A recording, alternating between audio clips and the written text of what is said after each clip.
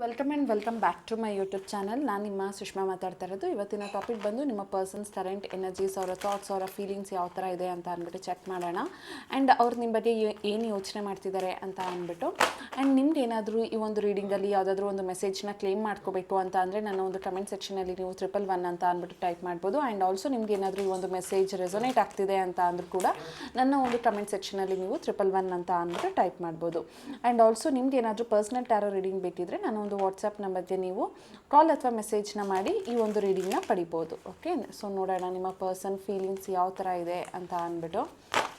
ನಾನಿಲ್ಲಿ card shuffle ಮಾಡಬೇಕಾದ್ರೆ ನೀವು ನಿಮ್ಮ ಪರ್ಸನ್ನ ನೆನಪಿಸ್ಕೊಳ್ತಾ ಇರಿ, ಸೊ ದಟ್ ನನಗೆ ಅವರ ಎನರ್ಜಿನ ಗ್ರ್ಯಾಬ್ ಮಾಡೋದು ಈಸಿ ಆಗುತ್ತೆ. ಓಕೆ, ಸೊ ಆಲ್ರೆಡಿ 2 ಕಾರ್ಡ್ ಬಿದ್ದಿದೆ. ಓಕೆ, ಒಂದು 3 ಆಫ್ ಸ್ವಾರ್ಡ್ ಮತ್ತು ಒಂದು temperance card. So 3 of sword ಅಂತ ಅಂದರೆ ಈ ಪರ್ಸನ್ ನಿಮ್ಮ ಹಾರ್ಟ್ ಬ್ರೇಕ್ ಮಾಡಿದ್ದಾರೆ. ಆ್ಯಂಡ್ ನಿಮಗೇನೋ ಒಂದು ಬೇಜಾರು ಮಾಡಿಸಿರೋ ಅಂಥದ್ದು ಅಥವಾ ನಿಮಗೆ ಡಿಪ್ರೆಷನಲ್ಲಿ ಕಳಿಸಿರೋ ಅಂಥದ್ದು. ಆ್ಯಂಡ್ 3ನೇ ವ್ಯಕ್ತಿಗೋಸ್ಕರ ಈ ಪರ್ಸನ್ ನಿಮ್ಮನ್ನು ದೂರನೂ ಮಾಡ್ಕೊಂಡಿರೋವಂಥ ಚಾನ್ಸಸ್ ಇದೆ. ನೀವಿಬ್ಬರು ನೋ ಕಾಂಟ್ಯಾಕ್ಟ್ ಸಿಚುವೇಶನ್ ಆಗಿರೋದು ಒಂದು ಥರ್ಡ್ ಪಾರ್ಟಿಯಿಂದನೂ ಆಗಿರ್ಬೋದು. ಆ್ಯಂಡ್ ಈ person all of A sudden ಅವರು ನಿಮ್ಮ ಹತ್ರ ಮಾತನ್ನು ಅವಾಯ್ಡ್ ಮಾಡಿದ್ದಾರೆ. ಆ್ಯಂಡ್ ಟೆಂಪ್ರೆನ್ಸ್ ಅಂತ ಅಂದರೆ ಪೇಷನ್ಸ್ ಅಂತ ಹೇಳ್ತೀವಿ, ಓಕೆನಾ. ಆದರೆ ಈಗ ನಿಮಗೆ ತಾಳ್ಮೆ ಅನ್ನುವಂಥದ್ದು ಇಲ್ಲವೇ ಇಲ್ಲ. ಈ ಪರ್ಸನ್ಗೋಸ್ಕರ 24/7 ಇವ್ರ ಬಗ್ಗೆನೇ ಯೋಚನೆ ಮಾಡ್ತಿದ್ದೀರಾ ಅನ್ನೋವಂಥದ್ದು. ಬಟ್ ಆ ಪರ್ಸನ್ ನಿಮ್ಮ ಹಾರ್ಟ್ ಬ್ರೇಕ್ನ ಮಾಡಿಬಿಟ್ಟು ನಿಮ್ಮ ಲೈಫಲ್ಲಿ ನಿಮಗೆ ಒಂದು ಎಮೋಷನಲ್ ಟ್ರಾಮಾ ಅನ್ನೋವಂಥದ್ದನ್ನು ಮಾಡಿ ಈ ಪರ್ಸನ್ ನಿಮ್ಮಿಂದ ದೂರ ಹೋಗಿದ್ದಾರೆ ಅಂತ ಕಾಣಿಸ್ತಾ ಇದೆ. ಬಟ್ ಅವ್ರು ಹೇಳ್ತಿದ್ದಾರೆ ಈ ಯಾವುದೋ ಒಂದು ಪರ್ಪಸ್ ಇದೆ, ಒಂದು ಮೀನಿಂಗ್ಫುಲ್ ಪ್ರಾಬ್ಲಮಿಂದನೇ ಅವರು ನಿಮ್ಮನ್ನು ದೂರ ಮಾಡಿಕೊಂಡ್ರು ಅನ್ನೋವಂಥದ್ದು ಆ ಪರ್ಸನ್ ಹೇಳ್ತಾ ಇರೋವಂಥದ್ದು. ಅವ್ರಿಗೆ ಗೊತ್ತು ನೀವು ಬೇಜಾರಲ್ಲಿದ್ದೀರಾ, ನೀವು ದುಃಖದ್ರಲ್ಲಿದ್ದೀರಾ, ನಿಮ್ಮ ಲೈಫಲ್ಲಿ ನೀವು ಖುಷಿಯಾಗಿಲ್ಲ ಅಥವಾ ನೀವು ಸಂತೋಷವಾಗಿಲ್ಲ, ನೀವೇನೋ ಸಫರ್ ಮಾಡ್ತಿದ್ದೀರಾ, ನೀವು ಸ್ಯಾಡಲ್ಲಿದ್ದೀರಾ, ನೀವು ಡಿಪ್ರೆಷನಲ್ಲಿದ್ದೀರಾ ಅಥವಾ ನಿಮ್ಗೇನೋ ಬೇಜಾರು ಮಾಡಿಸಿದ್ದೀನಿ, ಇದೆಲ್ಲನೂ ಆ ಪರ್ಸನ್ಗೆ ಗೊತ್ತಾಗ್ತಾ ಇದೆ. ಅವ್ರಿಗೆ ಅನ್ನಿಸ್ತಾ ಇದೆ ಐ ಆಮ್ ಸಾರಿ, ನಾನು ಏನೆಲ್ಲ ಮಾಡಿದ್ದೀನಿ ಅದಕ್ಕೆಲ್ಲದಕ್ಕೂ ಸಾರಿ. ಇಲ್ಲಿ ಹಾರ್ಟ್ ಚಕ್ರನ ಆ ಪರ್ಸನ್ನು ಬ್ಲಾಕ್ ಮಾಡ್ಕೊಂಡಿದ್ದಾರೆ, ಆಯಿತಾ. ನಿಮ್ಮನ್ನ ನೋ ಕಾಂಟ್ಯಾಕ್ಟ್ ಸಿಚುವೇಶನ್ಗೆ ಹೋಗ್ಬೇಕಾದ್ರೆ ಈ ಪರ್ಸನ್ನು ಅವರ ಹಾರ್ಟ್ಗೆ ಇಲ್ಲಿ ಚುಚ್ಚಿರೋ ಥರ ಪಿಯರ್ಸಿಂಗ್ ಆಗಿದೆ, ಓಕೆನಾ. ಅಂದರೆ ಅವರ ಹಾರ್ಟ್ನ ಅವರು ಬ್ಲಾಕ್ ಮಾಡಿದ್ದಾರೆ. ಬಟ್ ಟೆಂಪ್ರೆನ್ಸ್ ಕಾರ್ಡಲ್ಲಿ ನೋಡಿ ಇಲ್ಲಿ ಹಾರ್ಟ್ ಚಕ್ರ ಓಪನ್ ಆಗ್ತಾ ಇದೆ, ಓಕೆನಾ. ಇಲ್ಲಿ ಒಂದು ಟ್ರಯಾಂಗಲ್ ಥರ ಕಾಣಿಸ್ತಾ ಇದೆ.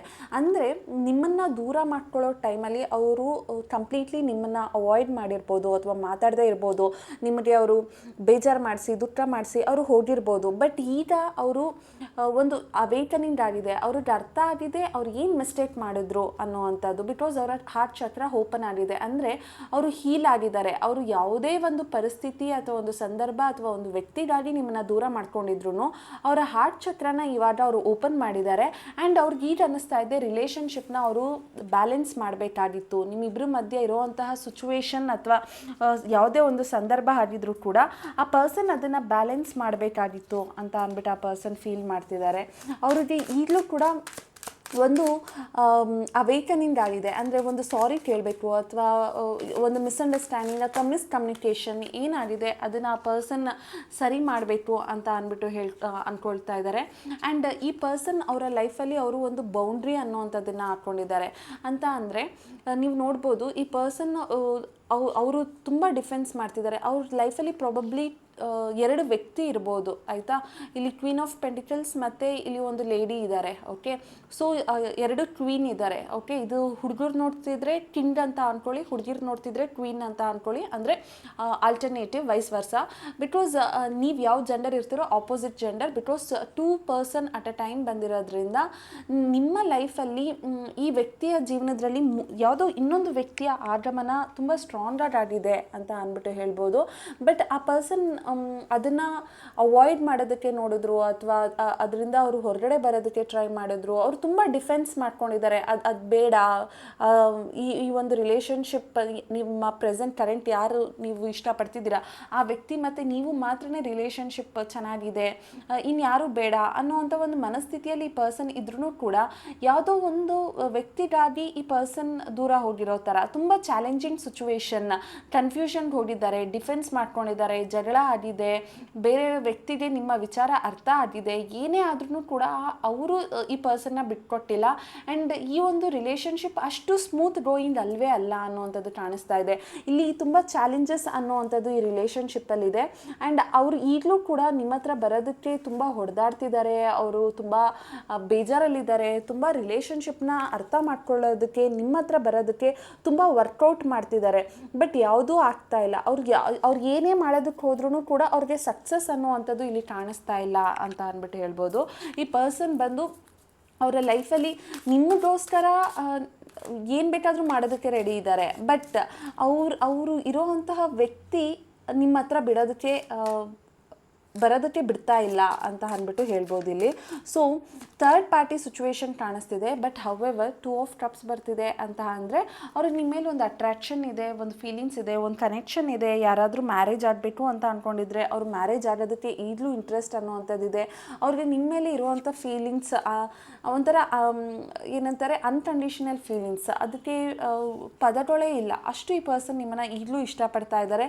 ಬಟ್ ಅವರು ಇರೋವಂತಹ ಕರೆಂಟ್ ಪರಿಸ್ಥಿತಿಯಲ್ಲಿ ಅವರು ಅದರಿಂದ ದೂರ ಮಾಡಿಕೊಂಡು ನಿಮ್ಮ ಹತ್ರ ಬರಬೇಕು ಅಂತ ಅಂದ್ಕೊಳ್ತಿದ್ದಾರೆ. ನಿಮ್ಮ ಹತ್ರ ಅವರ ಭಾವನೆನ ಹೇಳ್ಕೋಬೇಕು, ಮತ್ತೆ ನಿಮ್ಮನ್ನ ಕನೆಕ್ಟ್ ಆಗಬೇಕು ಅನ್ನೋವಂಥದ್ದು ಈ ಪರ್ಸನ್ಗೆ ಇದೆ. ಓಕೆ, ಸೊ ಅವ್ರು ಹೇಳ್ತಾರೆ I am so attracted to you, ಅಂದರೆ ನನಗೆ ನಿನ್ನ ಮೇಲೆ ಇನ್ನೂ ಫೀಲಿಂಗ್ಸ್ ಅನ್ನೋ ಅಂಥದ್ದಿದೆ, ನಿನ್ನನ್ನು ನಾನು ಈಗಲೂ ಇಷ್ಟಪಡ್ತೀನಿ, ನಿನ್ನ ಮೇಲೆ ಒಂದು ಅಟ್ರ್ಯಾಕ್ಷನ್ ಅನ್ನೋ ಅಂಥದ್ದಿದೆ ಅಂತ ಅಂದ್ಬಿಟ್ಟು ಹೇಳ್ತಾ ಇದ್ದಾರೆ. ಆ್ಯಂಡ್ ಆಲ್ಸೋ ಆ ಪರ್ಸನ್ ನಿಮಗೆ ತೋರಿಸ್ತಾ ಇರೋವಂಥ ಪ್ರೀತಿ ಅವ್ರಿಗೆ ಇನ್ನೆಲ್ಲೂ ಆ ಪ್ರೀತಿ ಅನ್ನೋವಂಥದ್ದು ಸಿಗ್ತಾ ಇಲ್ಲ. I bury myself in a work to forget you. So ಅವರು ನಿಮ್ಮನ್ನು ಮರೆಯೋದಕ್ಕೆ ಎಷ್ಟು ಟ್ರೈ ಮಾಡ್ತಿದ್ರು ಕೂಡ ಅವ್ರಿಗೆ ಅದು ವರ್ಕೌಟ್ ಆಗ್ತಾ ಇಲ್ಲ.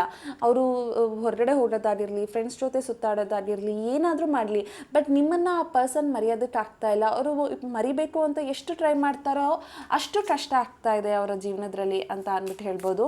ಸೊ ಅವ್ರಿಗೆ ನಿಮ್ಮ ಮೇಲಿರೋ ಅಟ್ರ್ಯಾಕ್ಷನ್ ಅನ್ನೋವಂಥದ್ದು ಅವ್ರಿಗೆ ನಿಮ್ಮನ್ನು ದೂರ ಮಾಡ್ಕೊಳ್ಳೋಣ ಅಂತ ಅಂದ್ರೂ ಕೂಡ ಅದಾಗ್ತಾ ಇಲ್ಲ.